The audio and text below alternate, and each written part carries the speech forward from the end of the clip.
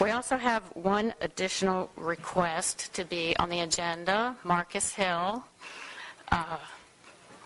brought some paperwork by 2 weeks ago, but it seems to have gotten lost in the shuffle. It wouldn't be a meeting without you, Marcus. So we'll add you at the end of the requests and petitions of citizens.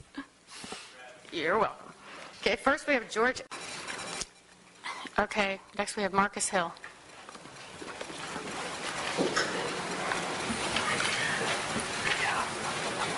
Thanks again for seeing me today. I appreciate it. You all might remember that back on the 5th of November, I proposed a resolution to preserve and defend the Constitution of the United States, the state of North Carolina, and the sovereign rights of the individual.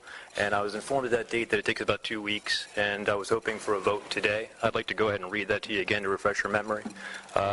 Whereas the Constitution of the United States provides a well-regulated militia being necessary to the security of a free state, the right of the people to keep and bear arms shall not be infringed from the Second Amendment.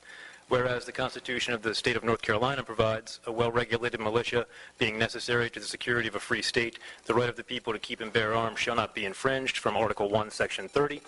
And whereas the United States Supreme Court in recent months has twice upheld the Second Amendment as applying to the individual's right to keep and bear arms, both in Heller and in McDonald, and whereas the leading cause of unnatural death in the 20th century was democide, with over 262 million non-military deaths of disarmed civilians at the hands of their governments, according to the University of Hawaii.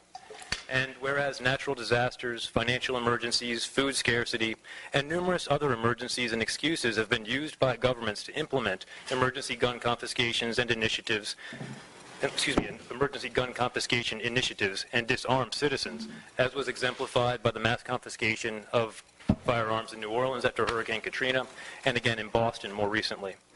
Now, therefore, be it resolved by the Raleigh City Council, sitting in duly called session on this day, that the city manager and all relevant offices and departments be directed to ensure that no city-paid staff, employees, or personnel participate in, nor city resources, equipment, or infrastructure be used to aid or assist in the emergency confiscation of firearms if or when such a confiscation is called for by any level of government for any reason. Then be it further resolved, the City of Raleigh, the city manager, and all relevant offices and departments be directed to use all relevant city-paid staff, employees, and personnel to vigorously defend the sovereign right of the individual to keep and bear arms if and when the emergency confiscation of firearms is called for by any level of government. And be it further resolved that city resources, equipment, and infrastructure will be used as necessary in vigorous defense of the sovereign right of the individual to keep and bear arms if and when an emergency gun confiscation is called for by any level of government and regardless of the emergency presented as justification. And be it further resolved that this resolution, properly enacted and executed this, the 19th day of November 2013, be widely publicized in support of the Constitution of the United States, the Constitution of the State of North Carolina, and the sovereign right of the individual. I'm sure we've all read the Constitution. Many of us have sworn an oath to it, and I ask you to vote on this today in support of it. Okay.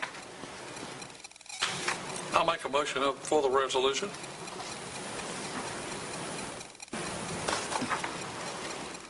Okay. Hearing no second. Motion dies. Thank you.